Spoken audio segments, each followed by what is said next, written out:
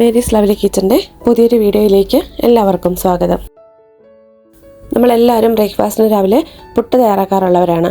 ഇന്ന് നമുക്ക് വെറൈറ്റി ആയിട്ടുള്ളൊരു പുട്ട് തയ്യാറാക്കാം. ഹെൽത്തി ആയിട്ടുള്ളൊരു റെസിപ്പിയാണ്. അതിന് വേണ്ടിയിട്ട് ഞാനിവിടെ 1 കപ്പ് അരിപ്പൊടി എടുത്തിട്ടുണ്ട്. ഇതിലേക്ക് പാകത്തിനുള്ള ഉപ്പ് ചേർത്ത് കൊടുക്കാം.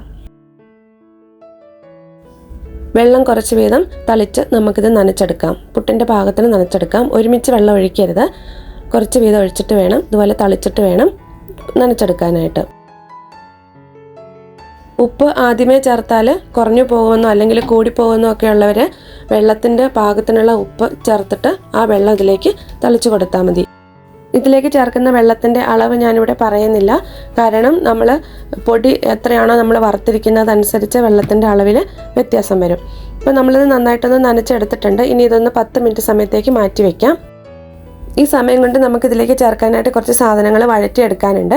ഞാൻ ഇതിലേക്ക് ചേർക്കാനായിട്ട് 1 സവാള ചെറുതായി അരിഞ്ഞെടുത്തിട്ടുണ്ട്, 1/4 കപ്പ് തേങ്ങ ചിരകിയതെടുത്തിട്ടുണ്ട്, ഒരു ചെറിയ പച്ചമുളക് ചെറുതായി അരിഞ്ഞതും, ഒരു ക്യാരറ്റ്, ചെറിയൊരു ക്യാരറ്റ് ചെറുതായിട്ടൊന്ന് ഗ്രേറ്റ് ചെയ്തതുമാണ് ഇവിടെ എടുത്തിട്ടുള്ളത്.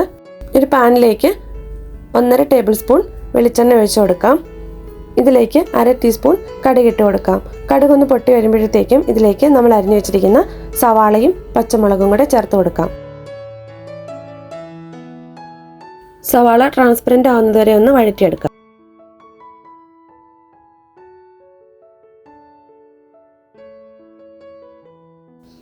സവാളയിലേക്ക് ഒരല്പം ഉപ്പും കൂടി ചേർത്ത് ഇത് നന്നായിട്ടൊന്ന് വഴറ്റിയെടുക്കാം.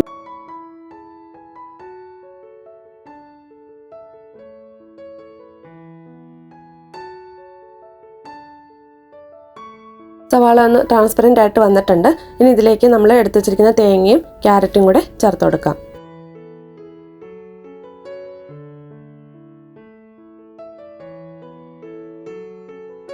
ഇതെല്ലാം കൂടെ നന്നായിട്ടൊന്ന് വഴറ്റിയെടുക്കാം. നമ്മൾ സവാളയിലേക്ക് ഉപ്പ് ചേർത്തത് മൊത്തത്തിൽ ഇതിന് പാകത്തിനുള്ള ഉപ്പാണ് ചേർത്ത് കൊടുത്തിട്ടുള്ളത്. അതുകൊണ്ട് ഇനി വേറെ ഉപ്പ് ഇതിലേക്ക് ചേർക്കേണ്ട ആവശ്യമില്ല. ഇപ്പോൾ ഇത് നന്നായിട്ടൊന്ന് വഴന്ന് വന്നിട്ടുണ്ട്. ഇനി ഇത് തണുക്കാനായിട്ട് മാറ്റി വയ്ക്കാം. നമ്മൾ നേരത്തെ നനച്ച് വെച്ചിരുന്ന പുട്ടിൻ്റെ പൊടിയാണ്. വെള്ളമൊക്കെ ഇതിലേക്ക് അബ്സോർബായിട്ട് ഇതൊന്ന് ഡ്രൈ ആയിട്ടുണ്ട്. ഇനി ഇതിലേക്ക് ഒരല്പം വെള്ളം കൂടെ തളിച്ചു കൊടുത്ത് ഒന്നുകൂടെ ഒന്ന് നനച്ചെടുക്കാം. നമ്മളെപ്പോഴും പുട്ട് തയ്യാറാക്കുമ്പോൾ നല്ല സോഫ്റ്റായിട്ട് കിട്ടുന്നതിന് വേണ്ടിയിട്ട് ഈ ഒരു കാര്യം കൂടെ ചെയ്താൽ മതി. നമ്മൾ നനച്ചെടുക്കുന്ന പൊടി മിക്സിയുടെ ജാറിലേക്കിട്ട് ഒന്ന് പൾസ് ചെയ്തെടുത്താൽ മതി. ഒരുപാട് കറക്കരുത്. 1-2 തവണ ഒന്ന് പൾസ് ചെയ്തെടുക്കുക മാത്രമേ ചെയ്യാൻ പാടുള്ളൂ. അങ്ങനെ ചെയ്യുമ്പോൾ നമ്മൾ പുട്ട് തയ്യാറാക്കിയാൽ പുട്ട് നല്ല സോഫ്റ്റ് ആയിട്ടിരിക്കും. ഇപ്പം ഞാനിവിടെ പൊടി നന്നായിട്ട് നനച്ചെടുത്തിട്ടുണ്ട്. ഇത് ഞാൻ മിക്സിയുടെ ജാറിലേക്ക് ഇട്ട് കൊടുക്കുകയാണ്. ഇതൊന്ന് പൾസ് ചെയ്തിട്ട് വരാം.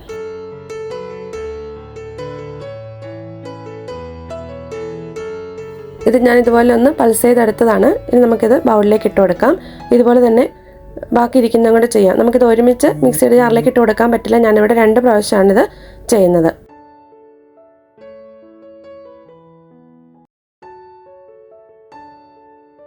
ഞാനിപ്പോൾ നമ്മൾ നനച്ചെടുത്ത പൊടിയെല്ലാം ഒന്ന് പൾസ് ചെയ്തെടുത്തിട്ടുണ്ട്. നല്ല സോഫ്റ്റായിട്ട് കിട്ടിയിട്ടുണ്ട് നമ്മുടെ പുട്ടുപൊടി. ഇതിലേക്ക് നമ്മൾ നേരത്തെ തണുക്കാനായിട്ട് മാറ്റി വെച്ച വഴറ്റിയെടുത്ത ക്യാരറ്റും സവാളയും എല്ലാം കൂടെയുള്ള വെജിറ്റബിൾസും കൂടെ ചേർത്ത് കൊടുക്കാം. ഇത് ചേർത്തിട്ട് പൊടിയിലേക്ക് ഇതെല്ലാം കൂടി നന്നായിട്ട് മിക്സ് ചെയ്തെടുക്കാം. ഞാനിവിടെ കൈകൊണ്ട് തന്നെയാണ് എല്ലാം കൂടി മിക്സ് ചെയ്യുന്നത്. സ്പൂണോ അല്ലെങ്കിൽ തവിയൊക്കെ വെച്ച് ചെയ്യുമ്പം അത് കറക്റ്റായിട്ട് അങ്ങനെ മിക്സായിട്ട് വരില്ല. അതുകൊണ്ടാണ് കൈകൊണ്ട് തന്നെ പതുക്കെ ഒന്ന് മിക്സ് ചെയ്തെടുക്കുന്നത്. ഒത്തിരി ഇട്ട് കുഴയ്ക്കൊന്നും ചെയ്യരുത്. പയ്യെ ഒന്ന് മിക്സ് ചെയ്തെടുത്താൽ മതി.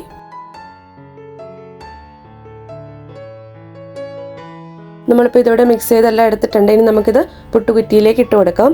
ഞാനിവിടെ വലിയ പുട്ടുകുറ്റിയിലേക്കാണ് ഇട്ട് കൊടുക്കുന്നത്. ഇതിലേക്കല്ലാതെ നമുക്ക് ചെറിയ പുട്ടുപാത്രം ഉണ്ടല്ലോ, അല്ലെങ്കിൽ ബൗളിലാണെങ്കിലും വെച്ചിട്ടും നമുക്കിത് തയ്യാറാക്കിയെടുക്കാം. ആദ്യം കുറച്ച് തേങ്ങ ഇട്ടിട്ട് സാധാരണ നമ്മൾ പുട്ട് തയ്യാറാക്കുന്ന പോലെ തന്നെ ആദ്യം അല്പം തേങ്ങ ഇട്ടു, പിന്നെ പൊടിയിട്ടിട്ട് അങ്ങനെയാണ് ഇവിടെ ഇട്ടിരിക്കുന്നത്. അപ്പം ഞാനിത് കുറ്റിയിൽ നിറച്ചിട്ടുണ്ട്. ഇതിൻ്റെ മുകളിലായിട്ട് ഞാൻ അല്പം തേങ്ങയും കൂടെ ഇട്ട് കൊടുക്കാം. ഞാൻ നേരത്തെ കുക്കറിൽ കുറച്ച് വെള്ളം തിളപ്പിക്കാനായിട്ട് വെച്ചിട്ടുണ്ടായിരുന്നു. ഇപ്പോൾ നമുക്ക് തയ്യാറാക്കിയ പുട്ട് അതിൻ്റെ മുകളിലേക്ക് വെച്ച് 10 മിനിറ്റ് ആവിയിൽ വേവിച്ചെടുക്കാം. ഇതിപ്പോൾ ഞാനിവിടെ പുട്ട് വേവിച്ചെടുത്തിട്ടുണ്ട്. നന്നായി ആവി വന്നതിന് ശേഷം ഞാൻ എടുത്തതാണ്. അപ്പോൾ നമ്മുടെ പുട്ട് ഇവിടെ റെഡി ആയിട്ടുണ്ട്. നല്ല ഹെൽത്തി ആയിട്ടുള്ള പുട്ടാണ്. നമ്മൾ ക്യാരറ്റും ഒക്കെ ചേർത്ത് കൊടുത്തിട്ടുള്ളത് കൊണ്ട് തന്നെ നല്ല ടേസ്റ്റാണ് കഴിക്കാനായിട്ട്. വഴറ്റിയെടുത്ത സാധനങ്ങളൊക്കെ ചേർത്തുകൊണ്ട് തന്നെ നമുക്കിത് കഴിക്കാനായിട്ട് വേറെ കറിയുടെ ഒന്നും ആവശ്യമില്ല. ഒരു പപ്പടം തന്നെ ധാരാളമാണ്. എപ്പോഴും ഒരേപോലെയുള്ള പുട്ട് തയ്യാറാക്കാതെ ഇതുപോലെയൊക്കെ വെറൈറ്റി ആയിട്ടൊക്കെ ചെയ്യുകയാണെങ്കിൽ കുട്ടികൾക്കായാലും കഴിക്കാനായിട്ട് ഇഷ്ടപ്പെടും. നിങ്ങൾ ഇതുപോലെ പുട്ട് തയ്യാറാക്കിയിട്ടില്ല എന്നുണ്ടെങ്കിൽ ഒരു പ്രാവശ്യമെങ്കിലും ഇങ്ങനൊന്ന് ചെയ്ത് നോക്കുക. എന്നിട്ട് നിങ്ങളുടെ കമൻസൊക്കെ ഒന്ന് അറിയിക്കുക. ഇന്നത്തെ വീഡിയോ നിങ്ങൾക്ക് എല്ലാവർക്കും ഇഷ്ടമായെന്ന് വിചാരിക്കുന്നു. പുതിയൊരു വീഡിയോയുമായി നമുക്ക് വീണ്ടും കാണാം.